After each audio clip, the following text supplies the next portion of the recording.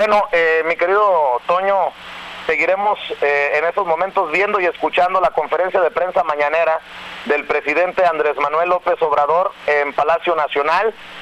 Los colaboradores más cercanos del presidente, los miembros de su gabinete también al pendiente de la situación de Hidalgo y de actualizar para informar a los mexicanos de la última información, la actualización de datos importante y para lo que está sirviendo esta mañanera, que además, cabe destacarlo, no han descansado los, como debe de ser obviamente, para eso se les paga, los servidores públicos. Ha habido mañaneras y vespertinas, ha habido bastante información generada precisamente desde la presidencia de la República. El presidente Andrés Manuel López Obrador ha girado la orden de que no se descanse hasta darle certidumbre a los mexicanos de lo que está ocurriendo en esta tragedia de grandes magnitudes que usted ya sabe ocurrió en Hidalgo. Seguimos viendo y escuchando la mañanera con el presidente Andrés Manuel López Obrador y sus colaboradores.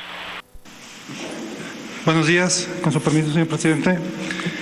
Aquí mostramos algunas válvulas que hemos estado detectando, reparando en diferentes estados de la República, atendiendo tomas clandestinas.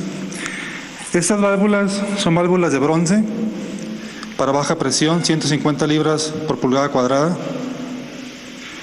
Y eso ha originado gran cantidad de tomas clandestinas descontroladas porque no son las especificaciones que se tienen que utilizar. Eso también para nosotros como técnicos representa un gran riesgo la atención de las mismas, y hay que aplicar otro tipo de procedimiento, como es la suspensión del ducto, de presionar en su totalidad para poder hacer la eliminación y evitar que emita un derrame y por consecuencia afecte a nuestros trabajadores. La siguiente, por favor. Bien, es el perfil topográfico del ducto Tuxpan-Tula por los municipios que cruza y los estados de Veracruz, Puebla e Hidalgo. La siguiente, por favor. Bien, les comento algo muy interesante. Tula se ubica a 2.161 metros de altura sobre el nivel del mar. La toma clandestina que nos ocupa está a 2.067 metros sobre el nivel del mar. Hay una diferencia de 94 metros. Si hacemos un ejercicio de poner en un tanque 10 metros de agua, equivale a 1 kilogramo por centímetro cuadrado de presión. Lo que hacemos es dividir 94 metros entre 10, nos da 9.4. Este valor se multiplica por la grado específica del producto. En ese momento del incendio había Pemex Premium, que tiene un peso específico de 0.736. El multiplicar 94 metros por 736 nos da la presión de columna que había en el punto, que es de casi 7 kilogramos por centímetro cuadrado. Entonces a eso nos enfrentamos ese día. A pesar de que el ducto estaba suspendido, había una presión importante, 7 kilos, que tendríamos que controlar para poder sofocar el incendio. El inventario del ducto en ese momento de la válvula de Juandó a Tula equivale a 9.785 barriles. ¿Cómo se obtiene esto? Son 14.9 kilómetros por 654 barriles. Un ducto de 14 pulgadas en 1 kilómetro tiene 654 barriles. De ahí sale los 9.785 barriles que había de inventario. Muchas gracias. A ver, Toño, aguántame tantito ahí, porque para muchas personas podría ser hasta, aburrido escuchar a los servidores públicos, a los funcionarios, a los colaboradores de Andrés Manuel López Obrador, darnos tanta información técnica.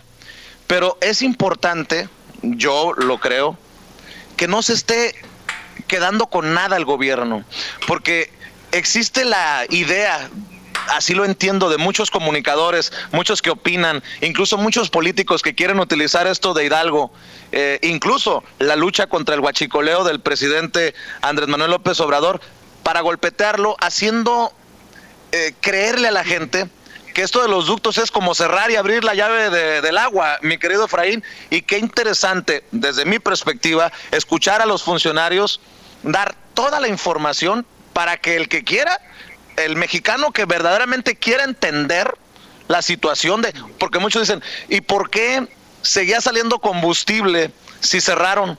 el ducto. Bueno, pues están dando la información que no es así de cerrarla y se apagó ya el flujo de combustible. Vicente, esto se puede sintetizar de la siguiente manera: transparencia y rendición de cuentas de un gobierno que acaba de iniciar, que está dando muestras de que no están ocultando nada, las cosas como son, y están explicando, tú lo mencionabas hace un momento, cuestiones muy técnicas de por qué, de cómo, cuál es el proceso, cómo se da la administración del combustible a través de los ductos y los tiempos, ¿sí? Lo que implica abrir, cerrar, cortar, etcétera, etcétera, un ducto. Eso es para conocimiento público, porque siempre lo he dicho, yo creo que el daño más grande en la humanidad es consecuencia de la pobreza y la ignorancia de un pueblo. Y lo que está haciendo ahorita el gobierno de Andrés Manuel López Obrador es informar, es dar a conocer las cosas como son y no esconder, no tener nada oculto. Y eso es un gran paso. Si recordamos, en situaciones similares, en gobiernos anteriores, en administraciones anteriores, se ocultaba mucha información. Bueno, nunca tuvimos las conferencias de prensa, ni siquiera la apertura de un presidente como la tiene Andrés Manuel López Obrador para recibir preguntas de los medios de comunicación, ¿no? El otro día escuchaba una serie de críticas de parte de medios de comunicación, analistas, actores políticos, de que las ruedas de prensa de Andrés Manuel lo estaban desgastando. No, yo se lo digo como consultor y estratega político. Yo creo que una de las grandes fortalezas de Andrés Manuel López Obrador, desde que fue jefe de gobierno del Distrito Federal, ha sido la comunicación política, la comunicación social, la comunicación constante con la ciudadanía. Esa ha sido la mayor fortaleza de Andrés Manuel López Obrador. Andrés Manuel no oculta nada. Tan es así que todos los días está tocando los temas abiertamente, con una libertad de expresión y de prensa que no se daba en este país durante muchos años. O tal vez como nunca. Como nunca, lo hizo él como jefe de gobierno y eso lo admiro. Si yo le pongo una palomita, vamos a decir una estrellita, si fuera un maestro, a un alumno, al señor presidente. Oye, Toño, y esto que está mencionando Efraín es interesantísimo, porque a pesar de que los adversarios, los que no están muy de acuerdo con López Obrador como presidente, pueden hablar de un desgaste por las mañaneras, y es todo lo contrario. No sé si has visto el rating que se carga en redes sociales, en el canal de YouTube, el presidente Andrés Manuel López Obrador, cerca de 100,000 personas conectadas al mismo tiempo, y eso es un fenómeno que incluso ya ha llevado a medios de comunicación internacionales a reportarlo.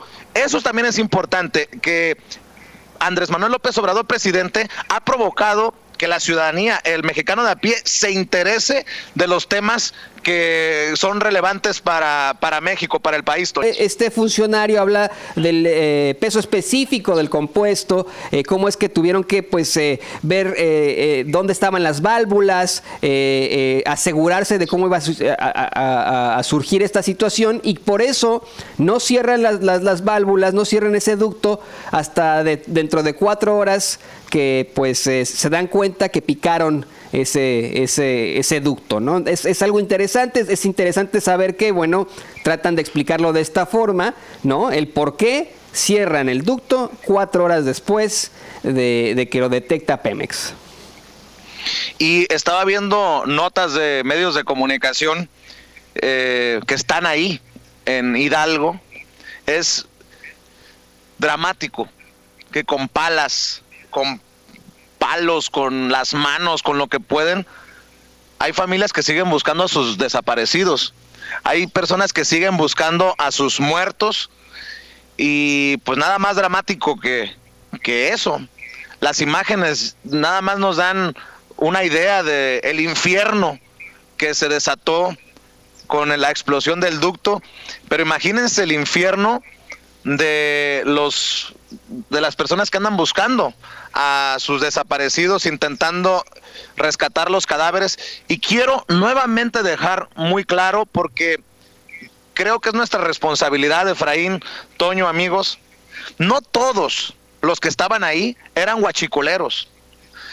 Puede ser que estaban cometiendo una ilegalidad por llevarse los bidones con gasolina, pero eso no los hace guachicoleros, Toño. Los guachicoleros son los que pican los ductos, y ojalá que pronto también el gobierno nos presente a los culpables, a los detenidos, porque esto es una mafia y tienen que haber culpables de esta situación, porque, insisto, los malos de la película, los culpables en esto de esta tragedia, son los que picaron los ductos por lo que tú quieras, para robarse el combustible, para sabotear al gobierno, porque se han dado varias explosiones también, no solamente en Hidalgo.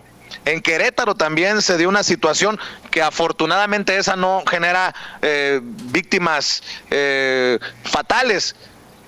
Pero es importante que lo digamos, Toño, lo entienda o no lo entienda la gente, lo quieran escuchar o no lo quieran escuchar, me mienten la madre, no importa, pero no todos los que murieron y no todos los que estaban ahí eran guachicoleros. No, tal vez estuvieron ahí por inconsciencia, tal vez les faltó responsabilidad, pero eso, insisto, sigue sin hacer los guachicoleros. Y otra cosa importantísima, el que tú estés por irresponsabilidad en un lugar, tampoco podemos decir se lo merecían. Sí, nadie merece morir en esas circunstancias y tan doloroso lo que nos ha tocado ver, Toño. No, y sabes que, Vicente, para mucha gente es muy fácil echarle toda la culpa a esta comunidad que vive en absoluta pobreza.